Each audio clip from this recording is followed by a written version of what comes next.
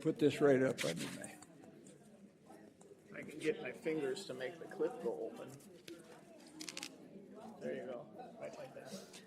All right, we're on testing. Yeah, sounds pretty good, doesn't it? Hey, Bob, can you hear me back there? Okay, very good. Testing. All right. How you doing, Ron? Good. How about you? I'm good too. Turn my mic off, would you please? Turn my mic off.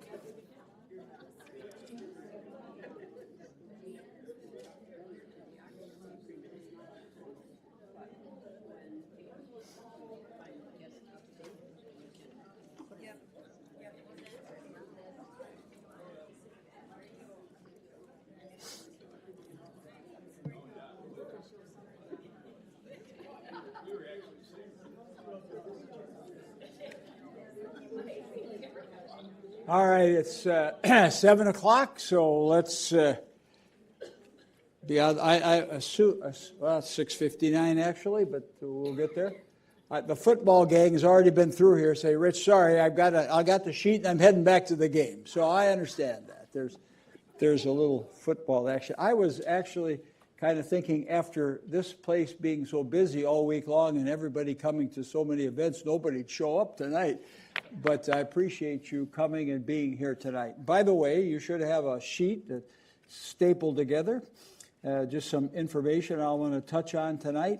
And just for your, any conspiracy theorist out there, I ran half of them on white, half of them on the other color, and by golly, they're the same. So don't be thinking there was a conspiracy, all right? You know, I'll tell you, people, well, how come I didn't get the other one? They're the same one, all right? So just in case anybody asks.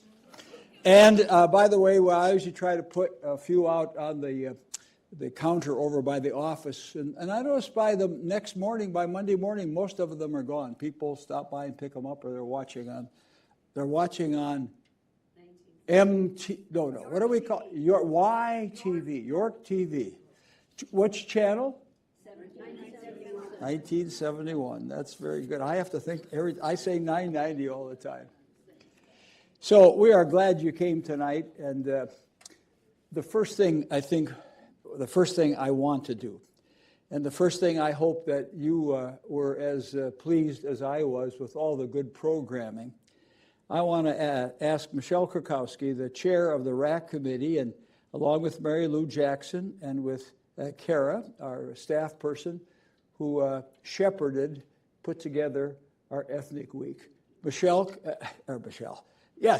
come and say hello and say let's give this woman a word of thanks. Grab a mic. Thank you. Wait, she's going to get it. Hold on. Thanks, Julie.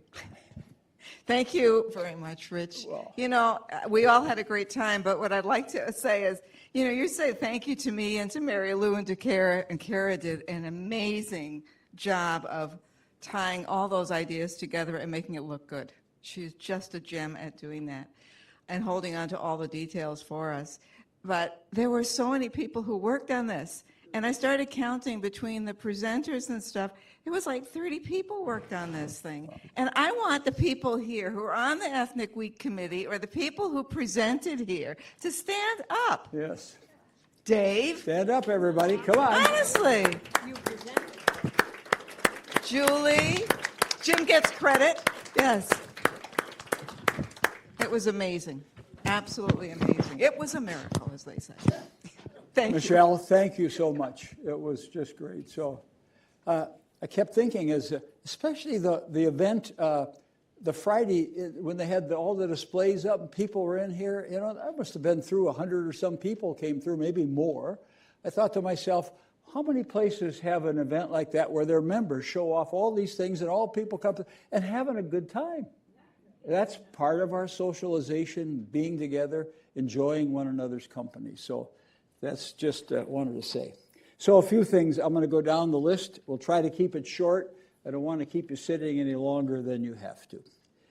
Secondly, keeping the boilers going. I want to say thanks to Michael, our Director of Maintenance and Property. You got a one announcement, one note, or whatever we call that announcement, that came from Mitch 5 days ago, reminding you we were entering into the sub-zero weather.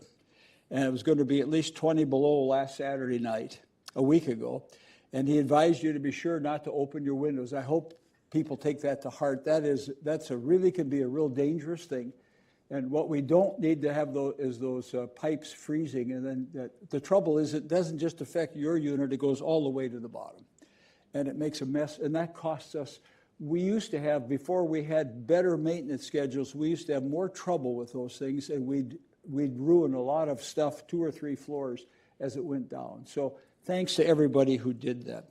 One of the other things on that note that came from him was that every year we're supposed to, all of us, the bylaws ask us to do this, to go to the office and give our HO6 statement to make sure, that you and I have got our policies correct.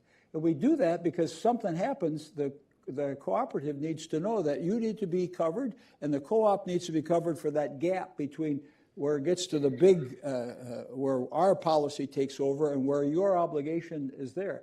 If you've got a big bucket and lots of money, I guess you may not have to do that, but most of us have to have that HO6 insurance. So yes, it can be a pain. Yes, I understand. Yes, oh God, one more thing to do. Yes, I understand that.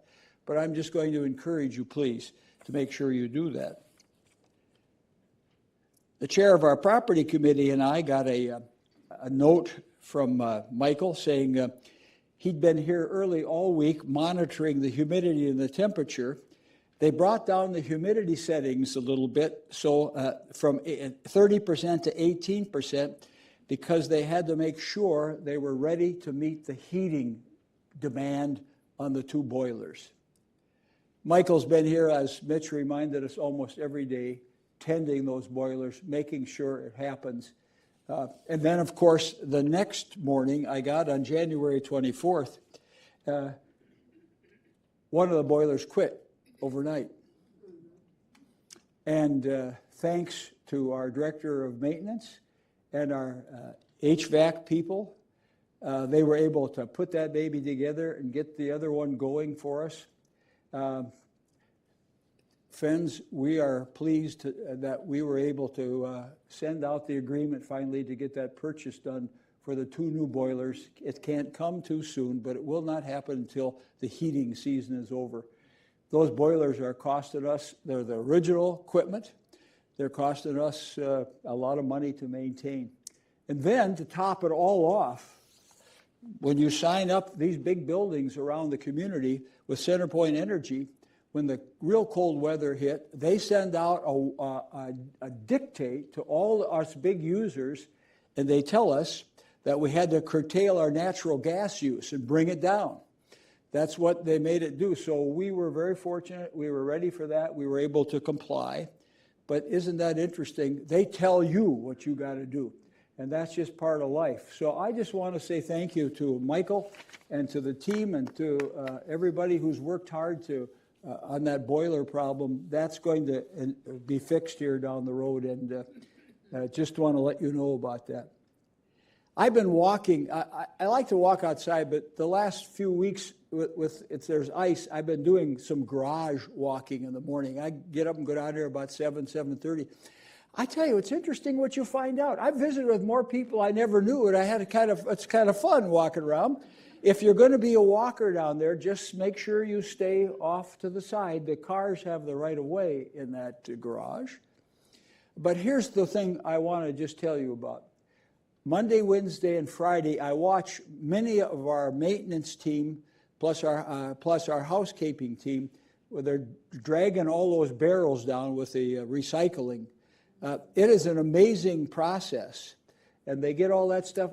You don't know how much stuff we generate out of this building for recyclable material. And then Mike Anderson. You know Mike, great big Mike. Mike gets the garbage run. The thing is huge. And he goes in there with a big machine, he cranks it up, and he has to clean around a couple times a week. Here's what I've noticed. That thing gets full, and sometimes people don't put a good package together. They overstuff their garbage. They don't tie it shut. Stuff goes all over. I said, Mike, how can you handle it? He said, oh, Rich, you'll learn how to do it, and you get it done. But I kept thinking to myself, well, come on, folks. Tie those things tight. Don't overstuff your garbage bag. It is a job. I wouldn't have that. Well, maybe I would. I don't know, but I'll tell you what. I keep saying, Mike, thank you for doing that. He said, I can do it, Rich. All right, But it's really amazing how much refuse, recycling, and then in the summer, all the other stuff, and plus the organic recycling, how much goes through this building. I am really impressed with, you don't ever see any of that happen if you don't go down there right early in the morning on those days. So I just want you to be aware of that from our staff's point of view. Then I want to say thanks to Jim Peterson, not to you. Other Jim Peterson. Yeah, there's another one. Some of you may know Jim Peterson. He lives up on the 9th floor. Jim's son called me. Jim's son is a main salesman at Peter's Billiards, and Jim's nephew owns the company. He wants to bless his uncle. So they're going to come and redo our whole pool table and put it all together, make it all new, fix it all up. I think the bill will eventually run $2,000 or more, and it's absolutely free, a gift to us from Peter's Billiards, not a memory, in honor of his Uncle Jim. Isn't that a cool deal? Now, I thought to myself, oh, do we want to take this gift? I said, well, we need to run it through the RAC committee and the fun and games, and they said, okay, this got to keep your people's eyes on that. But I thought, how great. They want to do that. So just, if you stop over there, if you've never been there, it is the coolest store in town. It is fascinating. They have all kinds of furniture, plus the pool tables. Go over there sometime and look around. But Greg Peterson, who owns the place, wanted to gift us and to be thankful for his uncle here. So that was pretty cool. By the way, if any of you have relatives in the HVAC business or whatever, maybe we could work something else out. But I mean, that was just lovely to have that come in as an in-kind gift. The invoice is interesting. What they're going to do at the bottom, it says no charge. So just to be thankful about that. Then I want to say a word to our resident services, our new staff person, Annie Vicar. 2 syllables, right? Vicar. My family, once removed, has been in need of her services over these last weeks. And they've asked me to sit in on those family meetings. I've been so impressed. People have said, well, does she know anything about working with seniors? And I'll tell you what, she was terrific. My family members went away just thanking their stars. They had somebody who knew how to work with them, to tell them the truth, to offer them options, not to fix things for them. Nobody can fix it for your family. The community can't fix what's ailing you or your family, but we can sure help and give you some good advice. And so I just wanted to say, I've been so thankful that she has been here. Thankful for her predecessor and the predecessor before that, we've known some of the social workers here for a number of years when my in-laws were here, and they've all been great people to help our community. So I just want to tell you that and say thank you. She's changed her hours too. Yeah, go to her office and watch that. Somebody said, well, the door is closed. Well, the door is closed because stuff she has on her desk and the people she talks to are important in their confidential conversations. So make a reservation, go down and say hello. More than that, somebody said, well, she has her door shut. Well, of course, what goes on in there is none of your business, unless you're there going to talk about that. So just want to remind you about that. My next category is worries and concerns, starting with loss and grief. We've seen in this community the last 6 weeks a number of deaths. All of you know one or more. By the way, everybody doesn't know everybody who died. People say, well, who's that person? Never saw that. Well, that's the nature of our community. But we've been stricken by some long-timers here and people who have been great participants with us in this community. And we've been struck by that. And I'll tell you, the folks tell you, every time there's a loss, it's followed by grief. And we go through big losses and we go through small losses. Most of us live in some kind of grief cycle. It's really helpful to start thinking about that. But I think our community has been going through that. Life is short and uncertain, and one never knows what's going to happen. So the point is, make the most of it while you have breath. I have heard people say, well, 7,500, that's God's waiting room. Well, if you know anything about Scripture, the whole world is God's waiting room. I mean, all of us, you never know what's going to happen to us. Well, if it is, let's be productive, do good stuff, and be a blessing to the community and the people right around us. That's just part of life. That'll be our cycle. We will come and go here over the years, and that's right. My turn's coming down the road, so is yours. But we'll make the best of it, and we'll do and be our best together while we're all here in this community, and you get to know each other. So just a reminder about that. And then on top of it all, the cold weather. That's about enough to make us all dreary, isn't it? So you can just tell with the building. When the wind blows and the wind chill's down, you can feel the building cool off. But when the wind stops, you can start to feel it come back and forth again. So I think the cold weather. And speaking of cold, the next topic I want to go to is ice. And I don't mean the stuff on the sidewalk. And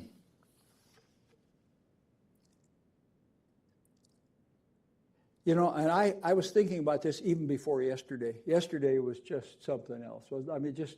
Just one tragedy after another, and it's just sad for our state. I noticed this morning the editorial board of the Star Tribune had this. First, the obvious must be said. Residents and others who are staging protest in Minneapolis, they started out, Minnesota is standing at a dangerous edge after a third shooting involving federal immigration agents in less than 3 weeks. Both the state and its largest city are trapped in a familiar and deeply corrosive moment. As of Saturday afternoon, key facts remain unsettled. The uncertainty is not incidental. It is destabilizing. First, the obvious must be said. Residents and others who are staging protests in Minneapolis cannot allow anger, however justified, to tip into destruction. In the face of an ongoing federal presence widely experienced by residents, by maybe some residents, as threatening and destabilizing, we must respond with restraint and discipline. This city cannot afford to fracture. We've lived through what happens when fear outruns the facts. We must not fall into that trap again. It's an interesting editorial. I mention that because Mitch sent out an email to all of us on the 16th of January, and I'm going to read it. I mentioned earlier in the 9 o'clock broadcast on 1971 that our security team has guidance on how to respond should immigration and customs enforcement come to this property. I do not anticipate or expect that they would, but our front desk security team is prepared to respond in a way that considers safety for all parties. Safety for all parties. We've been given the guidance from our leadership, and here he means this is why it's good to be a part of a bigger community through the Ebenezer Management Services and even above them through Fairview. And he won't go into detail of that, but management teams have a protocol that they need to take part in. And down at the security desk, you've seen this. Some of you have stopped to talk to LD about that. So make sure you do. Make sure you understand what's going on. Mitch said I got to walk a good line between people, pro or con or whatever, and I think he's right. We have to be careful of what we do. And then we have to say, what happens if a legal order and signed by a real judge comes? We certainly want to follow the law. We do not let people in just indiscriminately going from place to place. They must have a reason to be here. But all I just want to say to you is people have been talking a lot about it. I know you have been talking about this, just what you've seen. But I want you to know our staff is talking about it. The board has been talking about it. And this is what Mitch reminded me of it. I checked this out in our management agreement with Ebenezer Management. Every 5 years we renew our agreement. The agent shall promptly notify the board or its delegee in writing, that would be me, of course, or the board, of all orders and notices affecting the cooperative or the owner, that's us, issued by any federal, state, county, or municipal authority. So if something happens and they have to kick their program into place, then we need to notify be notified right away. The struggle is nothing's happened here. But you have to be prepared. And I just want you to know, if you want to talk about this after a while, Linda and I were talking earlier about that, and her experiences being a principal head of a big school. You got to be able to be ready to flow one way or the other. But what we have to make sure we're following the law, but we have to have common sense as well. So there's protocols in place. So we can talk about that later, but I just want you to know that this is complicated time for all of us. And if you've been watching, it's been very interesting, and it's pretty troubling. I mean, we just hope somehow we come to some kind of way we can bring the temperature down. I mean, it does worry us. I mean, it worries me about, you don't want to see what happened after George Floyd's murder happen again. That would just be god-awful for our community. And so we got to be thinking smart. So I just want you to be aware of that kind of stuff is being talked about and organized here. Other miscellaneous announcements. I put the board agenda. I try to do that every time we meet, and the board agenda is there. There's nothing. We meet on the last Wednesday of the month, and this month, the way the Sundays hit, this meeting comes ahead of the board meeting, not behind the board meeting. So that's just the way life goes on the calendar. There's nothing on the board agenda that's terribly out of the ordinary, pretty common stuff. Our consent to actions, we're going to have a presentation by RAC about the new program. What are we titling our new program? From the Gateway program, and they're going to do a presentation for us, and they'll be rolling that out as the time goes by, so we appreciate that. Just know that all this stuff that's sitting before you is all public and will be in the minutes as it comes out, so everything we do on these things is for your consumption, and you can find it and take a read. The only thing you will not see is at most meetings of the board, at the last you noticed out at the bottom, number 14 says the executive or the closed session, the executive session. That's when we take no public minutes. We only take minutes that sit in a locked place, and sometimes we have to do business that needs to be done away from everyone else's understanding. And the board has to understand, if you're a member of the board, if you're a gossip, we don't want you on the board. Because this is highly secret, or not secret, well, it is secretive, but it's sensitive stuff sometimes about members, about relationships that happen, about things we have to deal with. And by the way, stuff like that happens. Sad, but true. So I just wanted you to see that. That's very important. The final thing under this one was, every Wednesday when we have a board meeting, the board and our significant others have come together to have dinner together to help the York Room, of course, but to just build camaraderie with the community or whatever. And we have a good time together and enjoy each other's company. We're inviting those of you who have served on the board before to join us this Wednesday night as part of our board dinner. And we'd love to have you come. There's a sign-up sheet by the front desk of the dining room, and we'd like you to come if you could. That would be just great. So you're more than welcome if you've served on the board. I was surprised last month there was only one person in the room that had served on the board before, and that was very interesting. Or maybe the only one. It was Shar Jensen. It was the only one. So just a note about that.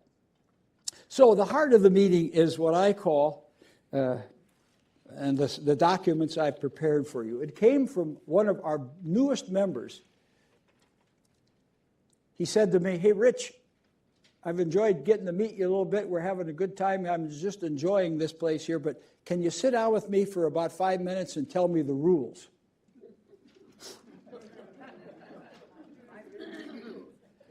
So I thought that was pretty good. So I thought to myself, well, here are the rules.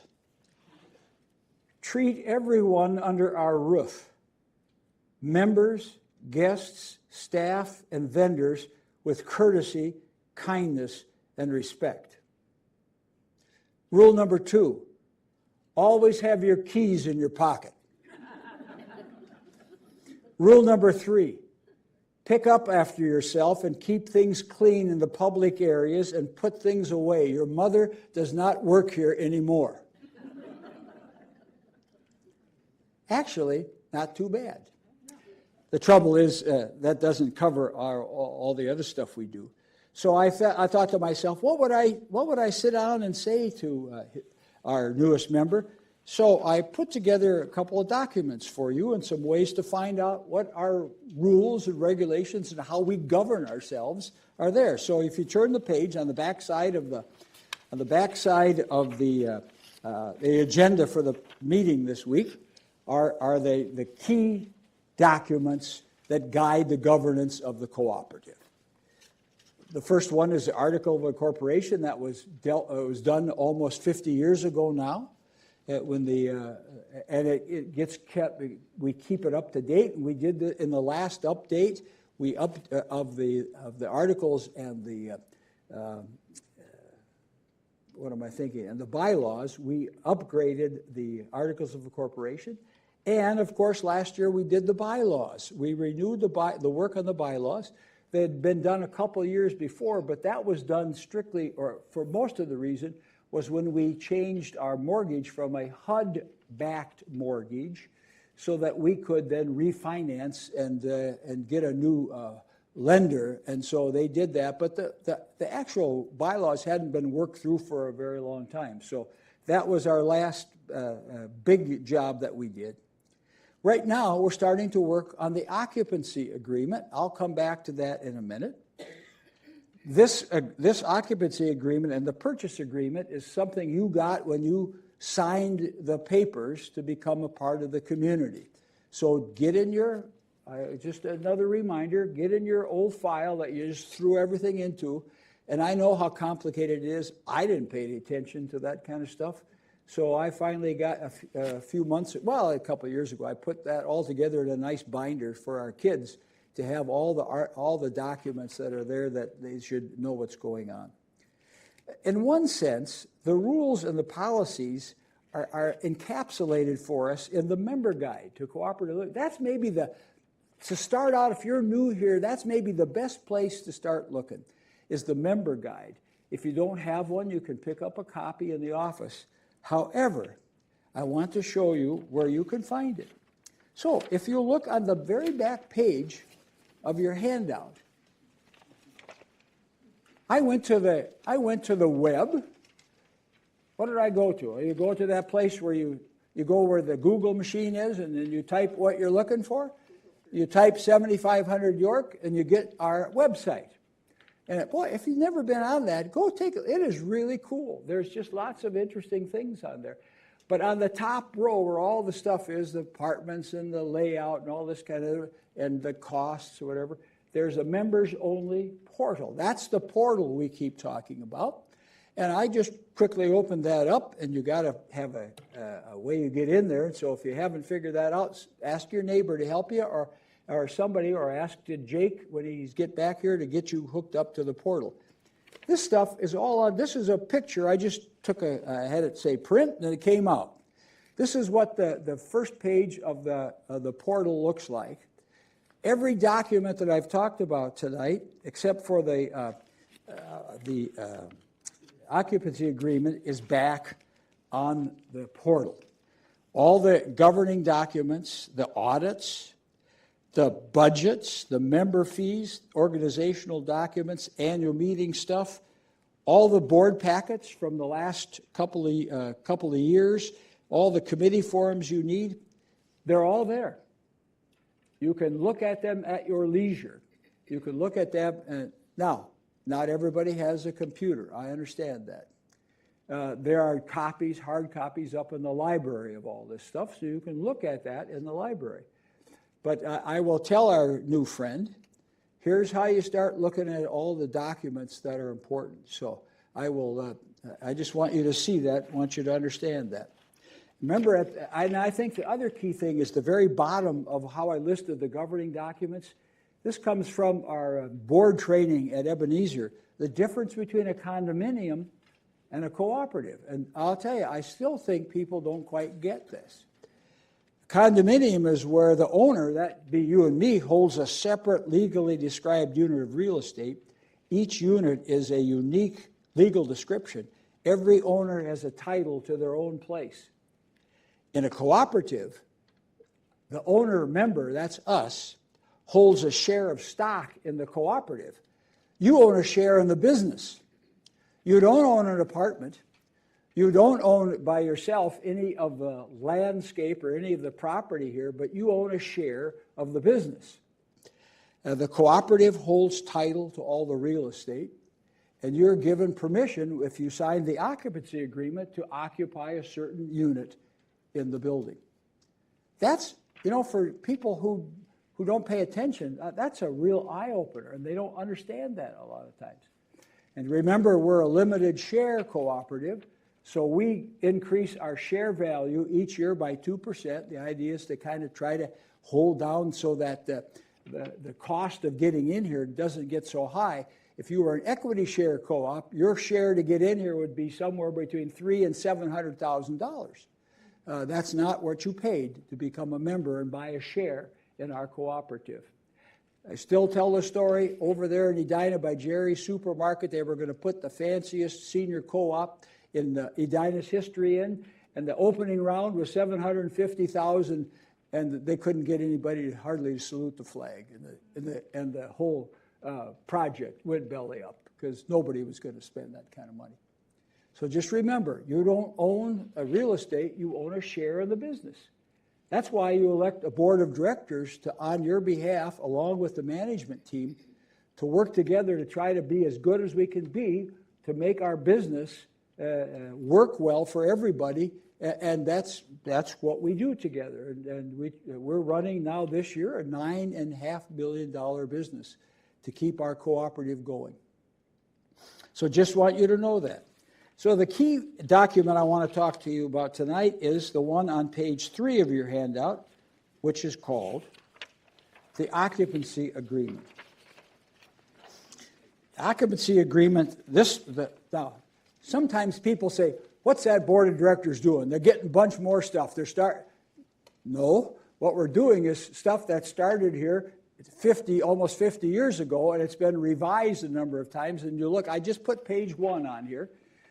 We'll have the old document plus the new revised one will come out later when we finish working on it. This is page 1 of an occupancy agreement. And if I remember right, Mitch telling us every 3 years it automatically recycles. It renews itself. But when we get the new one, if we pass it, then we'll all have to sign the new occupancy agreement. But that will come up. So notice this is page 1 of 14 pages, so these are not short pieces. They are rather lengthy, and they are very businesslike. And why do we do that? It's the James Madison principles in the Federalist. If men were angels, we would not need constitutions. If women were angels, we would not need constitutions. But people are not angels. But we want to ask people to be their better angel, to do good.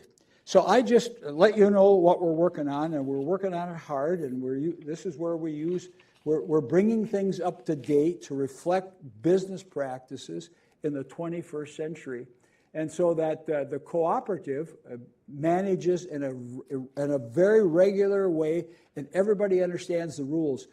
A long time we've done a lot of hit and miss stuff, but we're trying to make sure everybody understands what's going on, and we do it in the proper way.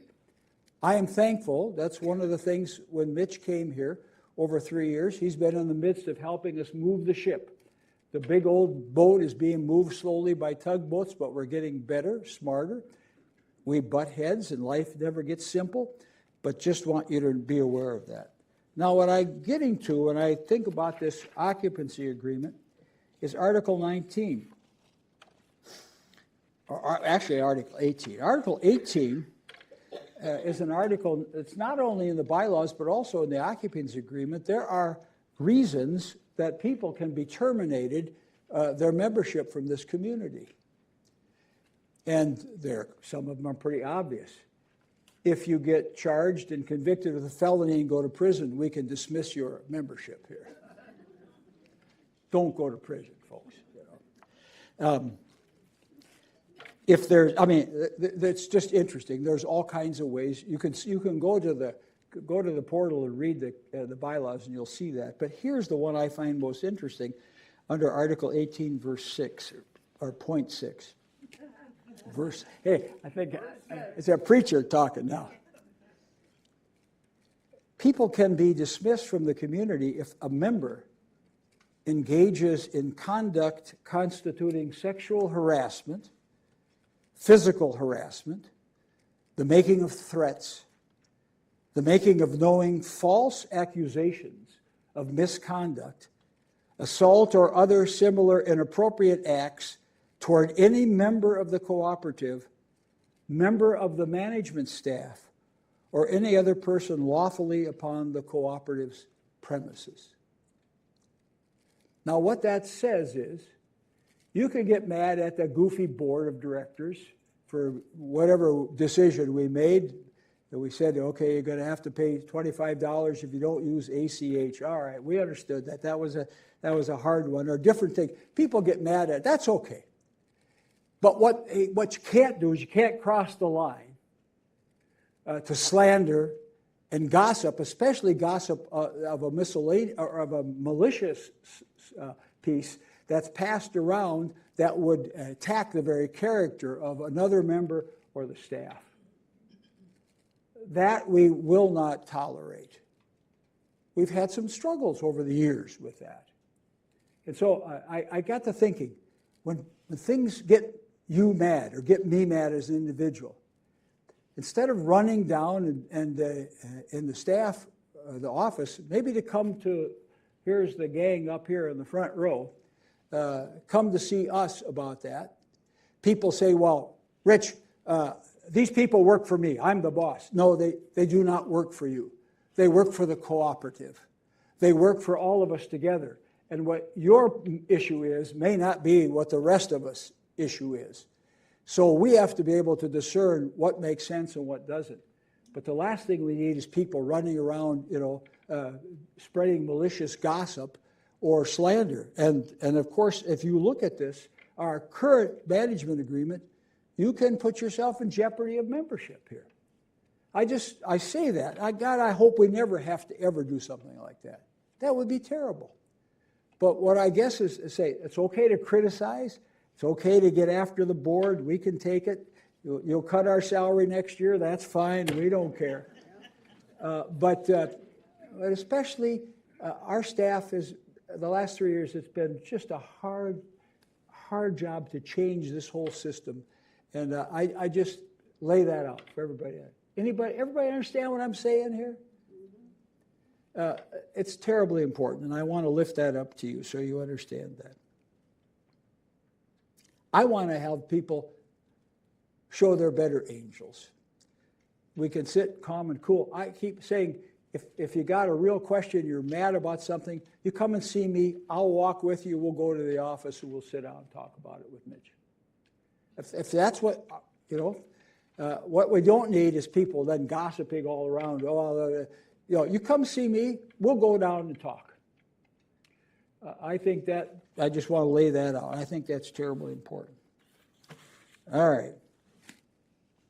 We want to protect our members, our guests, our staff from that crossing the line from legitimate concerns and gripe, and we all got them, of course, to the illegitimate ones. We want to ask people to be using their better angels as we solve problems together. The last thing I want to say to you is on that back page where I put all the things on the portal is a 4-page copy of the budget for 2026. I tell you what, between the property committee, the finance committee, the task force who worked with Mitch all year long, starting in the summer, and then the board at the end of the year, everybody worked hard and really grunted and groaned. By the way, when we got to the point to start to get towards the ratification of the budget, when we took all the requests of the committees and all the programs we needed to have to add what we're doing everywhere, we were looking at a 14.5%, 15% increase. We whittled that down between the property committee folks and the people working on, with George and Mitch and Michael working on the reserve study and the finance committee, to 10.5. We raised the budget by about $800,000 this year. Most or half of it went to the reserves. In order to move that budget, if somebody said to us, well, the board was, you guys were not right. You didn't reduce it down to 6%. To reduce from 10 to 6, every percentage to go from 10 to 9 to 8 is worth $77,000. So one lady said, cut the Christmas tea. I said, well, that costs $5,000 and everybody has a great time. I got to have, what's 5 into 77? You got to have about 15 Christmas teas to make 1% go down. People say, well, cut this, cut that.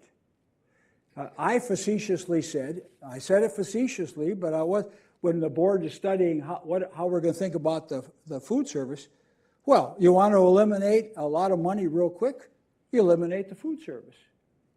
The point is, every time we looked at that budget for this year, they said, well, you should have cut another 4%. Well, the way to cut people, places, and things. So what are we thinking about?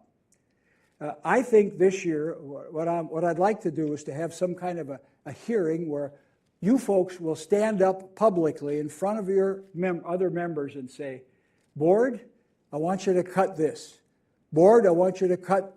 So you got to think, where's the money at? The money's in people. So it's in security, it's in staffing, it's in the reserves. It's in the reserves. We're putting aside, just think if the reserves had come along for 25 years, we'd have paid for most of this stuff like a snap, but we didn't have it. So we have to start getting ready we're protecting your investment and protecting the cooperative's investment. So every time we make a decision to cut 1% is to cut $77,000. Cutting the use of paper, cutting the use of the copier is not going to save you $77,000. We have to decide. Do we want to have a whole security? Somebody said to me, well, let's not have any security. You just we'll have like most apartment buildings. You come in and you call up to your apartment. That's how they do it. Well, I said, are you sure people want to? Oh, yeah, I'm sure people want to do that.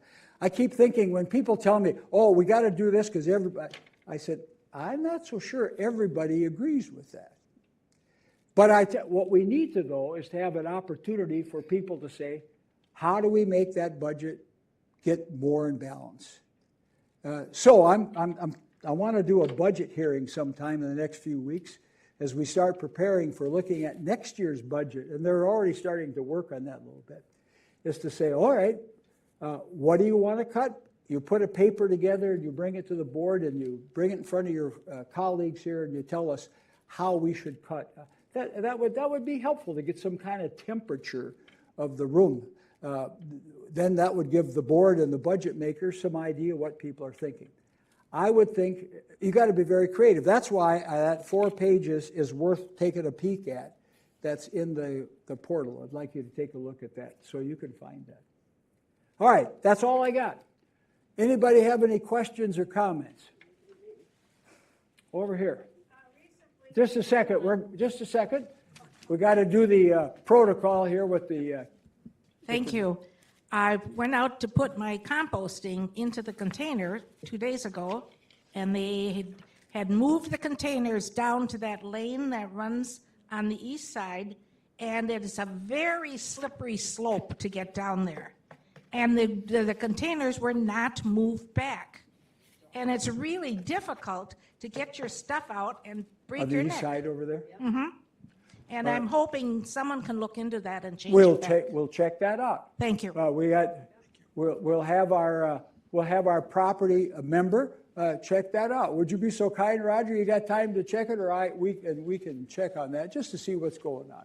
We'll ask Michael about that. So is it better to have them up by the door? Yes. Everybody agree with that? Yes. Okay. Questions, comments?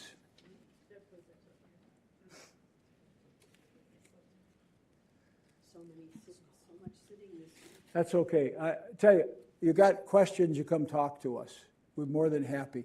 And Jim, I was just kidding you. We're glad you're Jim Peterson, but there's another Jim Peterson. Thank you, everybody. One of my colleagues and friend Roger over there sent me an email last night, said, Rich, pray for the city, pray for the state. Hey, Mitch, can I tell a quick story? Well, it depends how long. Real short. Is it blue or is it okay? No, just a little education. I was visiting another co-op, and they were talking about having to replace their roof, and they have no money in the reserves for that. And they said that they would have to do the big A word, assessment. They said that one of the things, and they're also having units for sale, and they're having trouble selling them because buyers are coming in asking, what is your reserve plan? We have savvier buyers these days. So one thing that we have going for us, and I know that I don't like paying extra money for the reserve, and none of us do, but that helps when it comes to the time for you to sell your unit, you want somebody to buy it quickly. And a good, healthy reserve not only keeps us from having to have assessments, but it will help your unit turn over quickly too. Thank you, David. Thanks, everybody. Have a great evening. Take care of yourselves out there. Be kind to one another, all right? Good to see you all. Thanks again, Michelle, for a great week.